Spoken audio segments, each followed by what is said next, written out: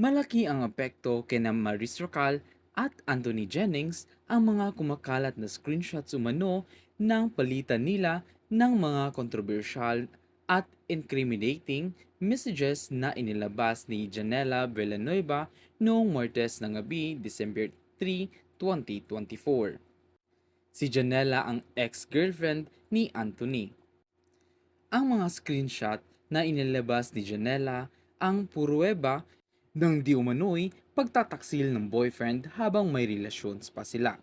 Noong Desyembre 2, 2024, inibalita ni Maris sa kanyang ex o dating Twitter account, "So excited to launch something today and tomorrow," na patungkol sa kanyang bagong hair product endorsement. Pero natabunan ito ng launch ng mga screenshot ng cheating allegation ni Janela laban sa kanila ni Anthony. Hindi positibo ang imahe ngayon ni na Maris at Anthony sa paningin ng publiko. Damay ang bagong product endorsement ng aktres na kalulunsad lamang noong Martes, Desyembre 3, 2024, dahil sa mga negatibong komento ng netizen sa Facebook page ng hair product company tungkol sa pagiging third party umano niya sa relasyon ni na Anthony at Janela.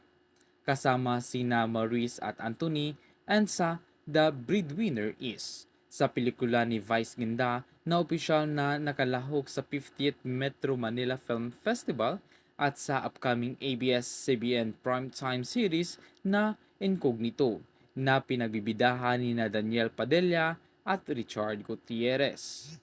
May mga naniniwalang nakaapekto sa pelikula ni Vice ang kontrobersyang kinasangkutan ni na Maurice at Anthony, kaya mas nabubuting huwag na isali ang dalawa sa promotion ng And the Breadwinner Is.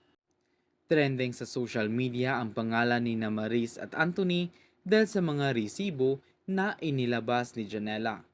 Masakit ang mga salitang ipinupukol kina Maris at Anthony na nanatiling tahimik tungkol sa mabibigat na paratang sa kanya.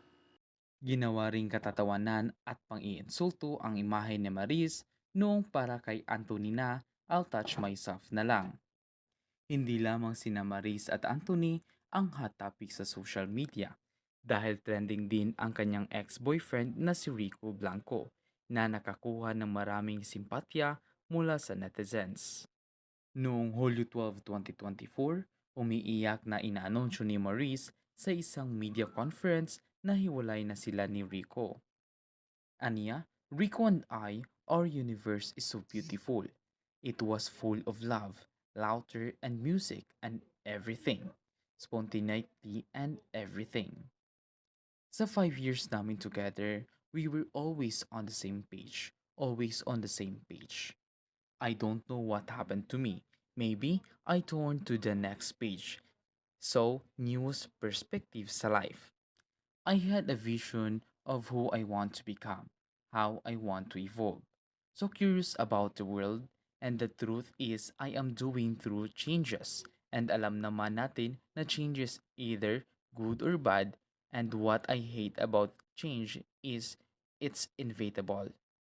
Hindi mo siya matatakasan and wala ka nang ibang gagawin kundi to face it and confront it. Sa mga screenshot ng Instagram post ni Janela noong December 3, nakikitang Hunyo 28, 2024 ang pizza ng isa sa mga napalitan na mensahe sa pagitan ni na Anthony at Maris, isang pahiwatig na may kinakalaman ang aktor na sa pakikipaghiwalay ng aktres kay Rico. Ikaw, ano masasabi mo sa video ito? Pag-share po yan sa comment section. And thank you guys for watching. I hope you like these videos. And if you want more videos like this, don't forget to subscribe and click the bell button for more updates. And see you on my next video.